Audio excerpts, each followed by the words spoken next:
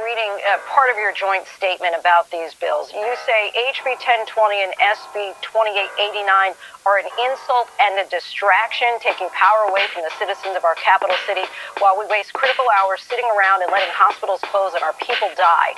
You go on to say these bills are what modern-day Jim Crow looks like. Explain to us how this bill even got this far along in the process to begin with.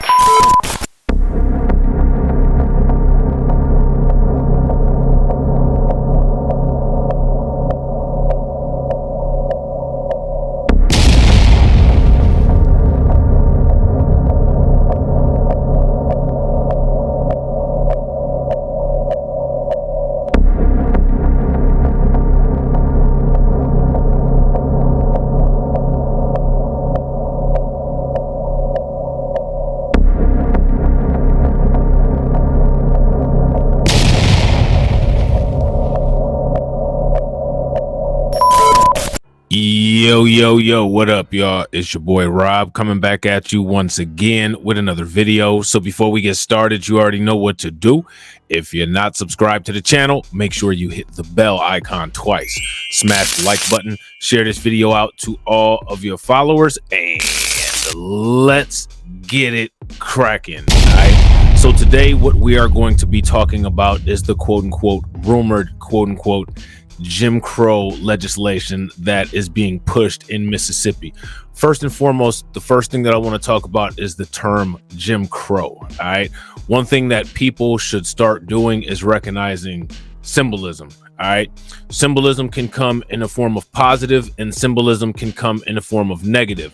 When it comes to dealing with people, as we've seen with the media, as we've seen with the government, as we've seen with people at work, one thing that people attempt to do is use emotional triggers to get people's hearts involved in things, because once they get your heart involved, you're not using your brain, you're using your heart, you're using your reflexes. If there's one thing that people like here in the United States, people like to have their heads patted, and people also like to be acknowledged for the things that they've gone through. When it comes to the Democrats or when it comes to the Republicans, no mention of anything that we've ever gone through is ever a good thing. The reason why they're doing it is to get you to raise your eyebrows. They're trying to get to your visceral soul, to get you to react or to get you to respond in one way or the other. The purpose of this being broadcasted in mainstream media like this is to get people involved. Okay. The guy who is a mayor of this of the town, I believe Jackson in Mississippi, if I'm not mistaken, he's a member of a fraternity. So we all know the connections to the Boule when it comes to the fraternities, which means that if they're connected to the Boule, then more than likely they're connected to the media. All right. So we're going to be pushing the same message. Now, we know that the Democrats work with the Republicans. So what the Democrats need to do is the Democrats need the Republicans to be as extreme as they possibly can with their wording, and pay very close attention with their wording only. They know that by using terms like Jim Crow, slavery, Black history, Juneteenth, hip hop, sports, anything like that, it'll automatically invoke a damn near involuntary visceral response. When it comes to Jim Crow, people are running around and eyeball bucking and just scared. Why? You have two hands, you have two legs, you got 2 feet, you have a brain, you know how to get weapons and defend yourself. There is no reason, absolutely none, for anybody to fear or hide under a rock or hide under a bed because some knucklehead mentions Jim Crow. What you need to do is pay very close attention to the reason why the media is mentioning those things. It's because they want to get all of your focus on this particular issue for one reason and one reason only. And that reason is to say, well, we need somebody to defend us. The only person that you need to defend yourself is you. The only person that is going to defend you is you. One thing that's cringe is when I hear all the time about what these different people don't do for Black people. A lot of these groups do a lot for Black people. It's just that they don't do anything positive for Black people. And that's because we're in a competition called race. Race is a competition.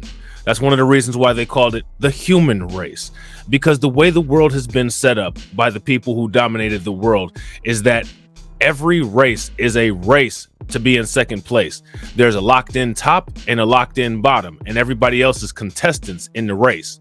So what people need to understand is that none of these quote unquote other groups will ever be doing anything for you. The only people that the other groups will be doing anything for is for the people who are at the finish line, the people who created the quote unquote race. And this is a human race, which means it's a fight to the finish. All right. And we're already placed at last, because where we are is the peg of where you don't want to be. So what people need to stop doing is stop reacting to this stuff emotionally. Stop being scared. Stop trembling. Stop clutching your pearls when somebody says Jim Crow, when somebody says white supremacist, when somebody says Ku Klux Klan member. Who cares? Use that same comment section energy that most people have in the face of this nonsense, and you will see the black politicians that are put in front of you do not do that, because they're supposed to be an example of how docile they expect you to be. Because when it comes to the human race, remember, you're simply a marker. You're not actually involved in the quote unquote race competition.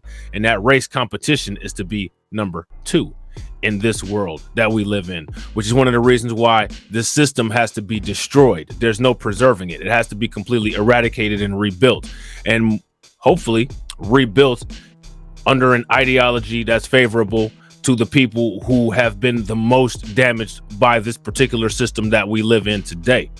So that brings me to this article here that has a video, and it says, "Bill to change Jackson judges looks like Jim Crow," Mississippi lawmaker says. So now, how does it look like Jim Crow is the question. How does it look like Jim Crow? We're going to read a bunch of these articles here, and we're going to try to figure out how it looks like Jim Crow. What does Jim Crow look like? I'll tell you who knows. Jerry Jones. He's one person. He is raising eyebrows for some and creating full-blown outrage for others after the Republican-led State House passed a bill that would form a court system of unelected judges and prosecutors to preside over part of the capital city of Jackson and expand the Capitol Police Force. In short, instead of giving the city's majority black residents an opportunity to exercise their voting rights to elect judges and prosecutors, the power would fall to government officials. Joining us now is one of... So now, if there's any kind of voting rights issue, this actually seems like a legitimate voting rights issue. But pay very close attention to how the Democrats don't call this a voting rights issue. See, the voting rights is that you should have the right to vote for elected officials in your voting jurisdiction. This particular bill is taking that ability away. These people that live in Jackson are not going to have the ability to vote for their own elected officials. It's going to transfer the power to the government, and the government will install officials, not have them elected. So this is a voting rights issue here that particularly affects black people. And pay very close attention to how the Democrats and the Democrat media is not labeling this a voting rights issue. They're labeling it, quote unquote, Jim Crow. That's because they want you to vote for them blindly. Okay. They don't plan on doing anything about this because this isn't going to go anywhere, because it's unconstitutional off the rip. But these are the tactics. This is how they work together. One of the biggest opponents of this legislation, Mississippi House Minority Leader Representative Robert L. Johnson III. Representative, thanks so much for joining us tonight. Thank you for having me. So I want to start by reading part of your joint statement about these bills. You say HB 1020 and SB 2889 are an insult and a distraction, taking power away from the citizens of our capital city while we waste critical hours sitting around and letting hospitals close and our people die. You go on to say these bills are what modern day Jim Crow looks like. Explain to us how this bill even got this far along in the process to begin with. Well, we have a supermajority-led House and Senate and a Republican governor. And as I described them from time to time, they are kind of new to this process, and they don't have any respect for the rules, procedure, or the tradition of the legislature. And so we don't even, there are even opportunities to debate some of these issues they've just decided that they're just going to run roughshod over the whole process and have what they want. All right, so just break it down for us in layman terms. If this were to pass, what would this mean for the Black residents? Well, they would essentially have judges who would be appointed by a Supreme Court justice who was appointed by this very governor that is engineering this effort. They wouldn't have any say-so in that judgeship. Now, here's the question: what are they doing to stop it? Anybody in the comment section that knows anything that anybody is doing to stop it, or anything that anybody is doing to counter it, give me a thumbs up. Why is it that it seems like anytime there's something that goes on with Black people in these Democrat areas, or just Black people in general, people are always begging for a lifesaver? People are always begging for some kind of rescue. Nobody is coming. No one is coming. So knowing that people are coming for you, why are there no contingency plans in place? Why are there no safeguards there to protect the voting rights of these people that they know have been under attack for quite some time? It's been quite some time if they got this bill all the way through by now. So why is none of this going on? Multiple judgeships. And so those people would answer to no one who lives in Hinds County. Not only would that judge not be elected, that judge could come from anywhere in the state. And so that the Constitution says all of our judges should be elected, shall be elected. And so this takes that. So if the Constitution says that, then it's pretty obvious this would get struck down by the Supreme Court. So why the hubbub? It's a scare tactic. But you need these scare tactics to keep Black people invested in the Democrats. But let me ask you guys a question. Is there any reason for anyone to be invested in a political party that's this weak, that's this defenseless, that's this squeamish, that can't do anything except for grovel in the face of the media? Is there any reason why they should have your support? Or should people who have charisma and are ready to fight and lay it all down on the line for your rights have the vote and the support? Grovelers get no support, and grovelers should get no mercy, if you ask me. That right to vote, that right to exercise their constitutional power from the people in the city of Jackson. So all the cases, I mean, it would be the most important part of this. So all the cases that anybody brings against the state of Mississippi, and we bring them all the time. I'm a lawyer. If you sue the state of Mississippi, they have to come through the circuit or chancery court in Hinds County. There was a time when we were fighting for more money for public education. And one of the things that they wanted to challenge was the constitutionality of the referendum proposal. One of the white Republican legislators told his constituents, if we pass this referendum, then you'll have to answer to a Black judge in Hinds County. That, there are these little phrases, these invites that they have that always point to race. Is there a chance that this bill will die in the Senate? There is a chance the bill will die in the Senate. Thankfully, because of the uproar, because of the push that many of us have had from lawyers to community activists to legislators, I think, and the national pressure from people like just the exposure from networks, from people like you, they are feeling the pressure. This does look like Jim Crow, like post-Reconstruction. This looks like everything that some of us who are old enough remember growing up through the Civil Rights Movement, the things that we fought to reverse. What it looks like is apartheid. It looks like apartheid. That's what it looks like. So now the question is, what is anybody doing about it? Besides on the news groveling. What people need to pay attention to is how far this bill came. And the next stop is the Senate. Why wasn't this bill taken out when the Democrats had a majority? Why doesn't Mississippi have a Black governor? Why aren't people invested enough in politics to know what the hell is going on with their fate until the last minute, and then they want somebody to save them, as if anybody owes anybody saving? That's the question. Representative, curious, I know your intention is to stop it, but let's just play devil's advocate here. Are you concerned that if this bill does become law, would it create a new template for a Republican fight for the years to come, similar to what's happened with critical race theory law, for example? Well, yes. Look, we tell people, we've been telling people all over the state, this is not a Jackson problem. This is a Mississippi problem. If they're going to do it to Jackson, they'll do it to Greenville, Greenwood, anywhere they want to go. They want to create a city within a city that just serves a particular segment of the population. This capital city complex. So then why is it that the majority of the people in the city haven't been being served to where they are subsidized in a way where they have the resources and power to fight this kind of thing? These are the questions that we need answered. Has a disproportionate white population, doesn't represent the actual per capita demographic in the city of Jackson. And this is a template for what they'll do in any city that has Black or African-American leadership. And why is there no consequence for that? Why is it that when these people make a move, we just have somebody babbling on the news about it and everybody just running around scared? This has been going on since the inception of the United States. And you mean to tell me the flat learning curve is still in place? Honestly, the fact that people like this guy here are just acting so terrified about this instead of getting out on the ground and doing something about it is absolutely pathetic.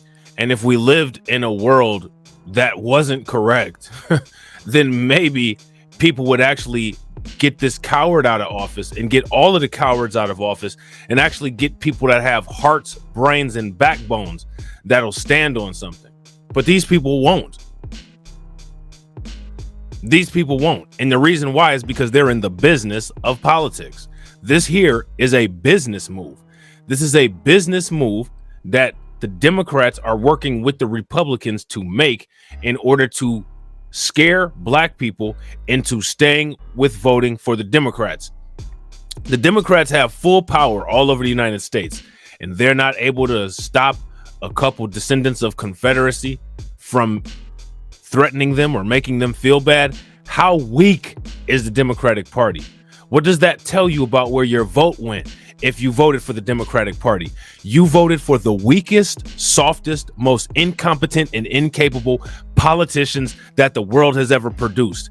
And we're expecting something from that. The only thing that anybody should expect from all of the current politicians that allegedly represent us is disappointment and betrayal. That's literally the only thing that anyone should expect. And when you see that happen, then you have to turn around and look in the mirror and ask yourself, what did you do to contribute to these people being in office? And so, yes, the danger is that this is the route Republicans will continue to do in places where they lose political power. Mississippi Democratic Minority Leader Representative Robert Johnson III. Hey, we thank you so much for your time and your insight. Now, it doesn't seem like anybody lost any political power if the minority has the majority running scared, does it? Let me know what you guys think in the comment section. So what we're going to do now is we're going to look at this article from CNN. And what this article says is Mississippi House votes to create an unelected, state-appointed court system within majority Black Jackson. Now, let me ask you guys a question. If you're watching this on live, give me a thumbs up in the comment section. If you're watching on the replay, just answer with the sentence, does this, as it reads here, sound constitutional? Let me know. This probably has a very low likelihood of making it through. Even if everybody votes it in, once it goes and somebody contests it and it's in front of the Supreme Court or even a circuit court or a district court, it'll probably get struck down because a judge and the representatives of the court are elected officials. You can't really have the government just install them. That's a hostile takeover. And it's also something that's kind of infringing on the local rights of Jackson. So this sounds good. But again, this is just a scare tactic. And this is one of the things that people have been doing the whole time. This is a legislative burning cross. A burning cross is only a scare tactic. And burning crosses don't pop up when those people are scared of the consequences. So now here it says lawmakers in Mississippi are at odds over a bill that would create an unelected state-appointed court system in a district within Jackson, a majority black city, with some concern that the move smacks of a modern Jim Crow regime. The Republican-controlled Mississippi House of Representatives passed a bill, which is called HB 1020 last week, to expand the Capitol Complex Improvement District, a defined area within Jackson, and create a separate court system within the city, which is 83% black, according to U.S. Census data, that 2 state offices, both of which are currently held by white officials, would entirely appoint. So now what people need to do is people need to look into the Capitol Complex Improvement District in Mississippi and see why would these people be interested in it. In most cases, it's probably because there's some resources or some assets that they want to control the majority interest in and that they don't want black people getting a hold of. The Capitol Complex Improvement District. So now people who are invested, like the people in Mississippi who are affected by this, should know exactly what's going on in the Capitol Complex Improvement District and should be able to tell us exactly why the Republicans would be eyeing that area for a takeover. We already know why they were eyeing the area, I believe, in Mason, Tennessee for the takeover. It was because of the choice of Ford to build a new plant there. So what's going on in the Capitol Complex Improvement District? It sounds like there's a lot of corporate things going on. Sounds like it could possibly be, some new building of infrastructure just simply by the name. However, I don't know. I'm not from Mississippi. If there's anybody that does know, please be kind enough to leave it in the comment section why they would be interested in it, because people don't make this kind of effort unless there's some kind of payoff. You can be racist. You can burn a cross. You can put up some type of racist symbolism.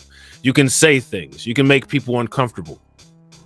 Those things only pay gratification points.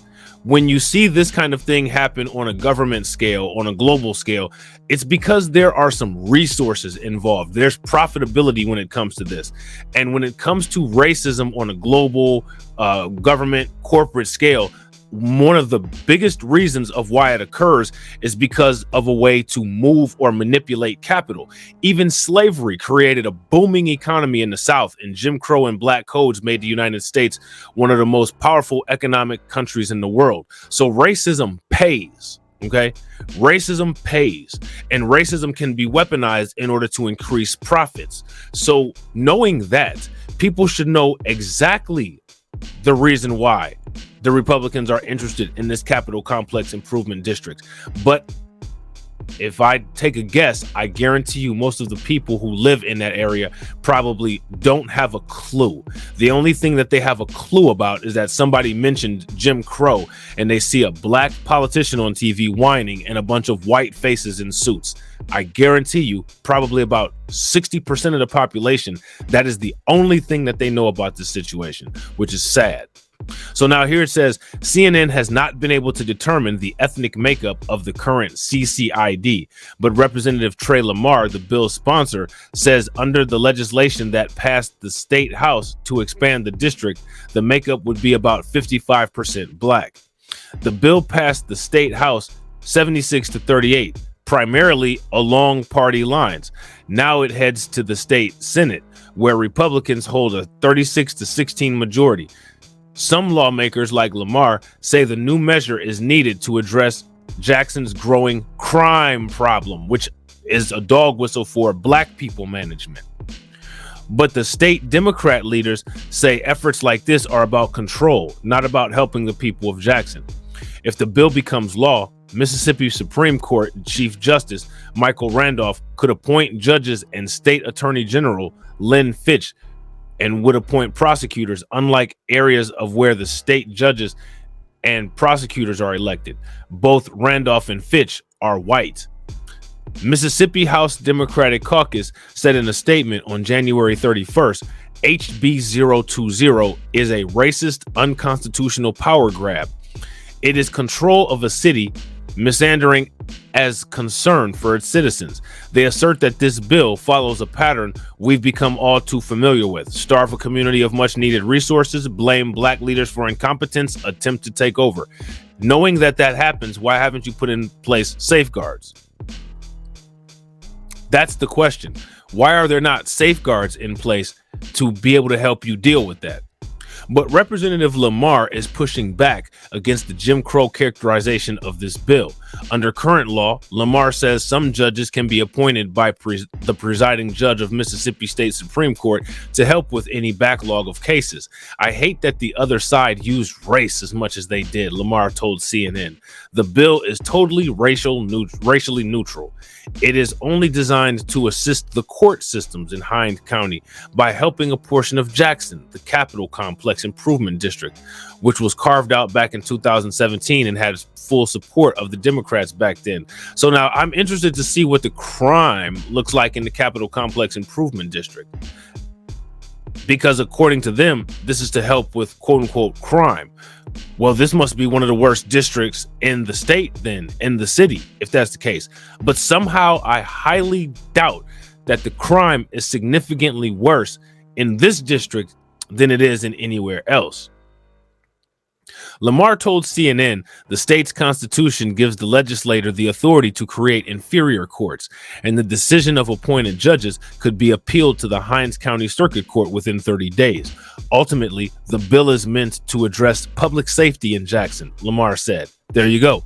The fact is, Jackson has a crime problem. The High County Judiciary has a severe backlog in cases, and this bill is designed to help both of those areas, Lamar told a CNN affiliate WAPT. Now that's interesting. So why not just increase the budget and add more staff to the criminal justice system?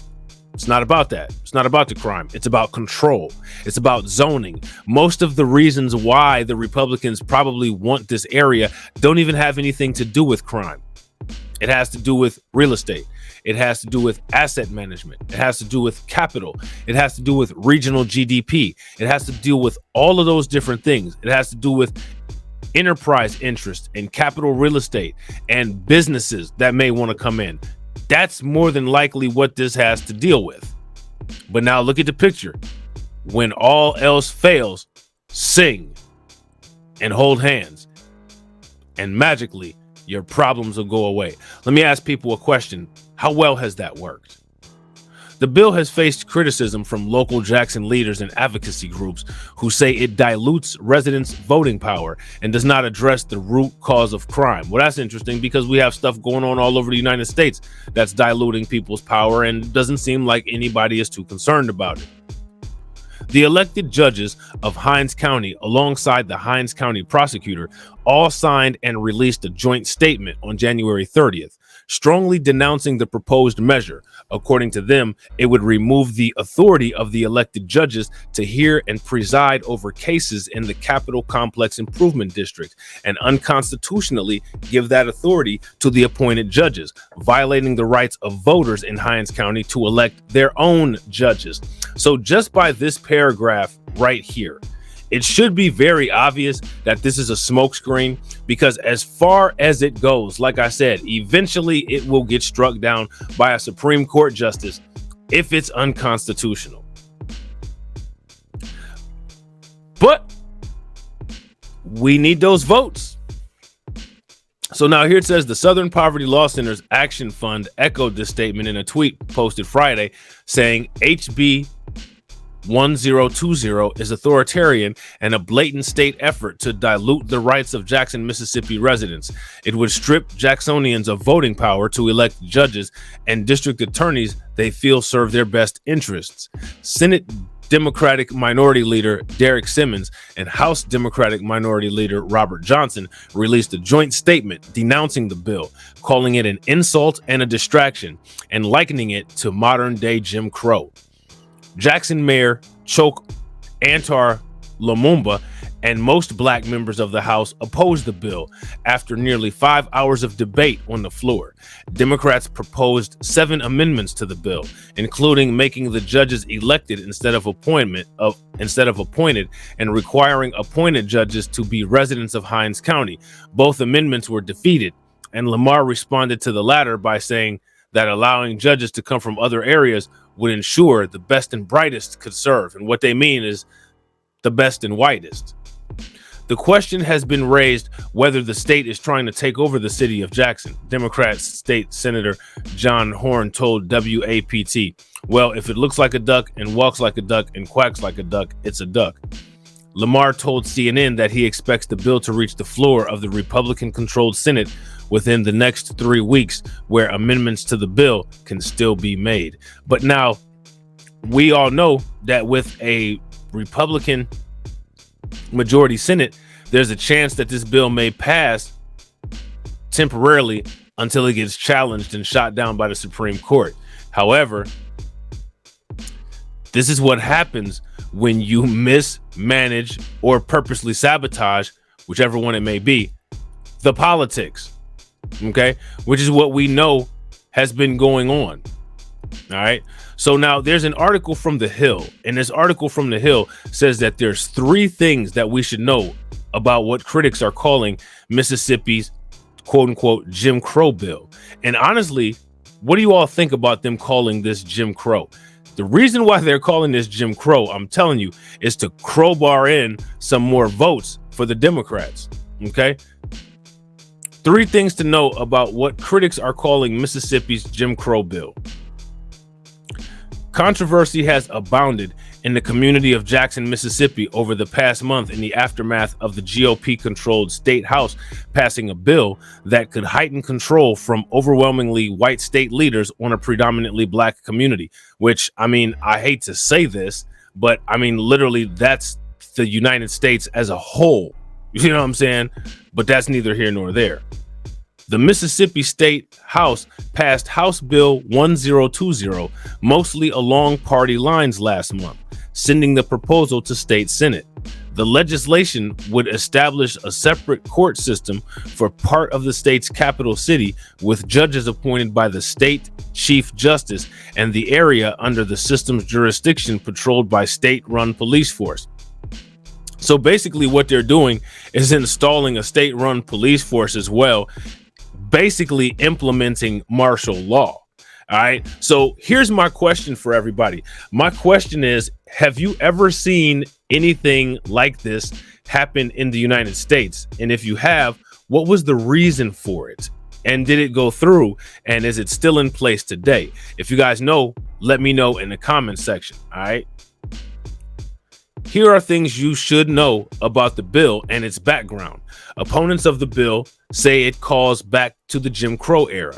Black leaders and community members from Jackson have decried the proposal over the past weeks. They come from a community that is more than 80% black, according to the U.S. Census Bureau, and that has elected its own judges for years.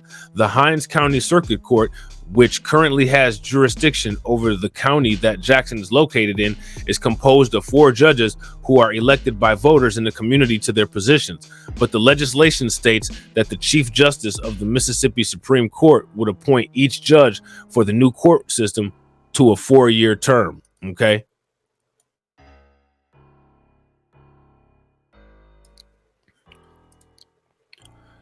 The current Chief Justice is a white conservative, first appointed by former GOP Governor Haley Barbour. The state-run Capitol Police are responsible for patrolling in and around state government buildings and in downtown, but the legislation would expand their jurisdiction to include wealthy shopping and residential areas, the Associated Press reported. So yeah, this is about protecting some white businesses, basically. Jackson Mayor Choke Antar Lumumba has been a top opponent of the plan, which would put a white Republican state official in charge of choosing the judges overseeing a heavily Democratic-leaning city with mostly black residents, at least until the current Chief Justice retires. AP reported that Lumumba compared the proposal to an apartheid and said it insinuates plantation politics. Well, Lumumba is probably a part of plantation politics. If we allow this type of legislation to stand in Jackson, Mississippi, it's a matter of time before it will hit New Orleans. It's a matter of time before it hits Detroit or wherever we find our people, he said. Well, it's already going down. and a lot of it is going down silently. And instead of dealing with that, what the majority of the Democratic Party is doing is dealing with immigration, dealing with LGBTQ, while practicing benign neglect against black people. So I don't know why the urgency to bring this up now when this needs to be what's on the table at all times. That's the question that people should be asking. Lumumba told CNN's Breonna Taylor in an interview last month that calling the bill anything other than racist would be less than honest. It is fraught with constitutional issues and it is an attack on black leadership, he said. Brooke Floyd, who works for a non-profit organization called People's Advocacy Institute that advocates for black community members of Jackson, told the New York Times that she is worried that the Capitol Police and court system will not be accountable to the city's residents.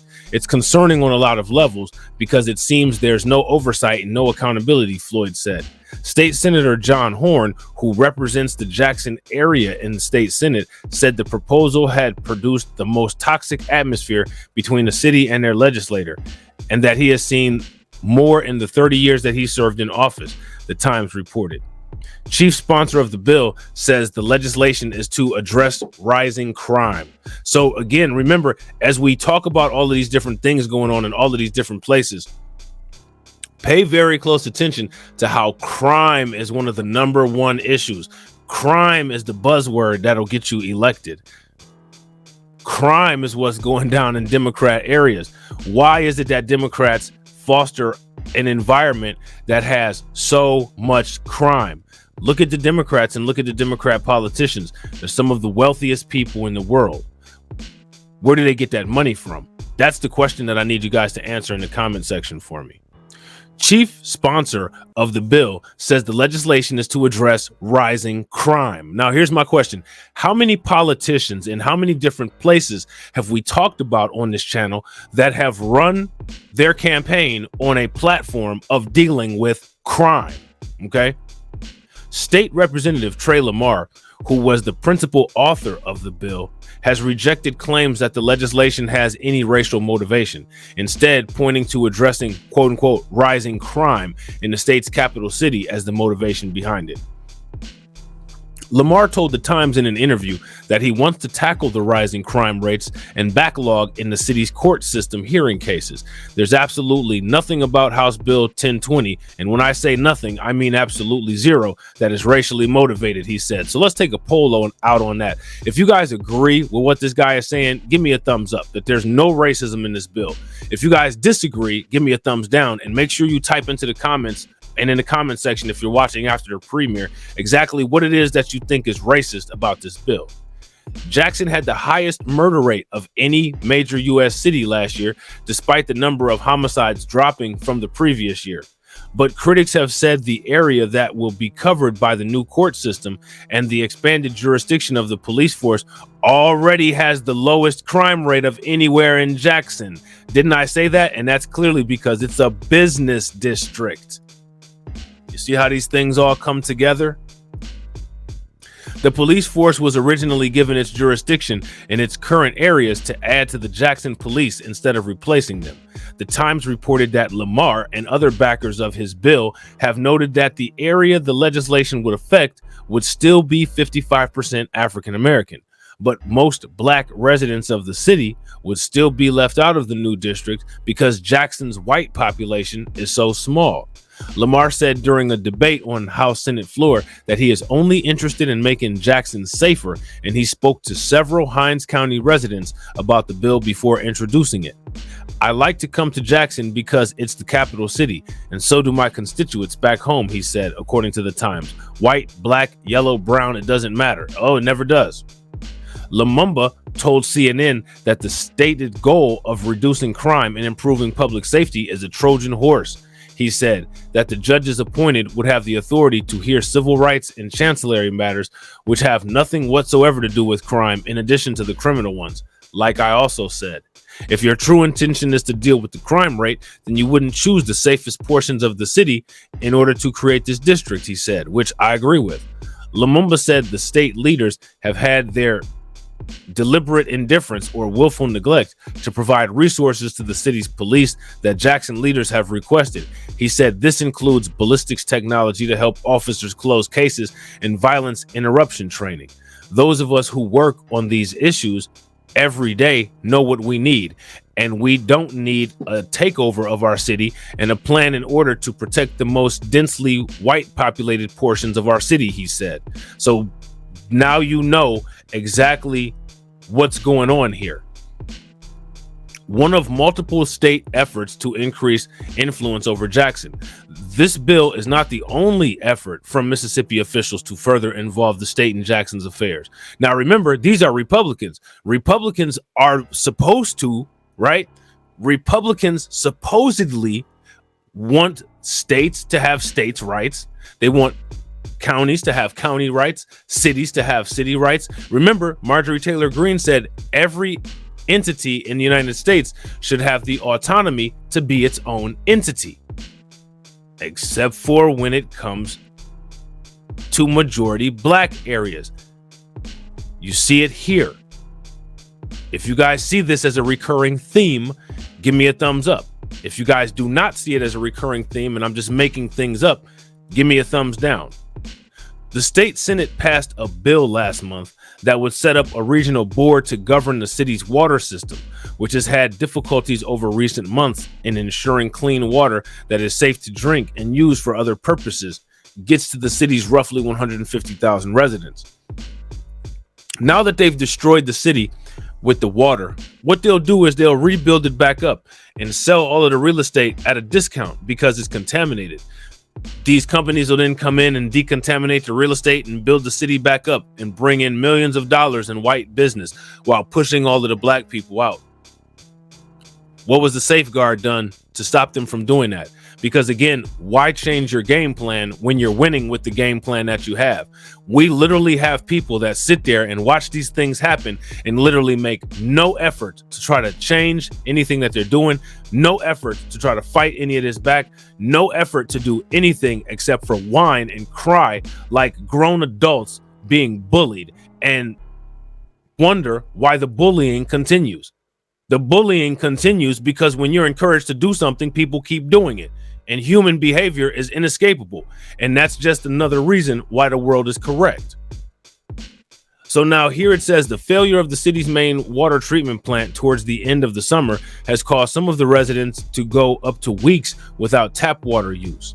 Senator David Parker, who proposed the bill, said the board is necessary to ensure the water is safe and because the situation is limiting the state's economic development, AP reported. The crisis has been a black eye on the city of Jackson, but it's also been a problem for the state as a whole, he reportedly said, referencing an incident where a German company was considering an expansion to Mississippi but asked if the state had running water.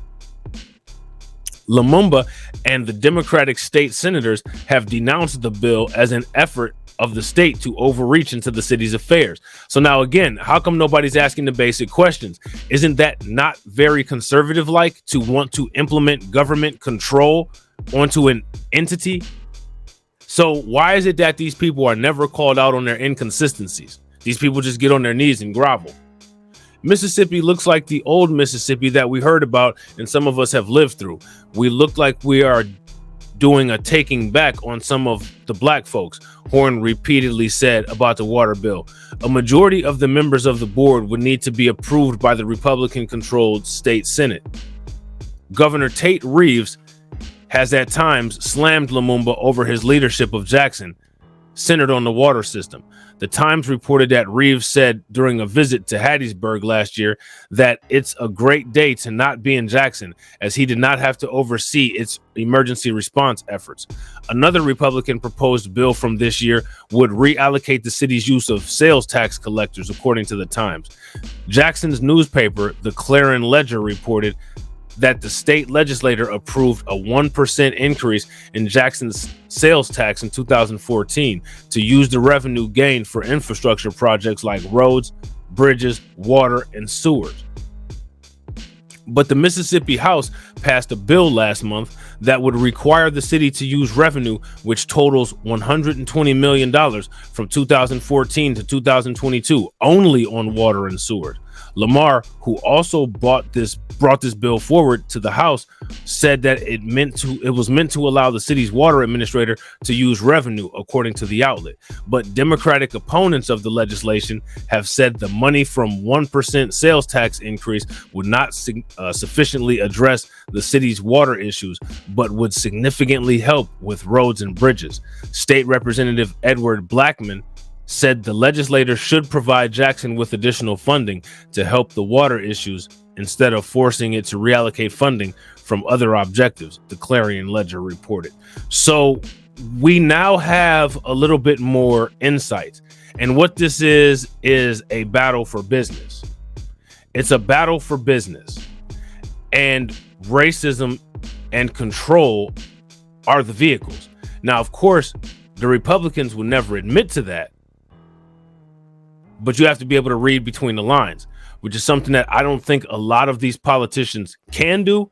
And it's also something that I don't think a lot of these politicians choose to do.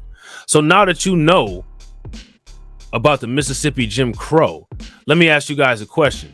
Is this more proof that the world is correct?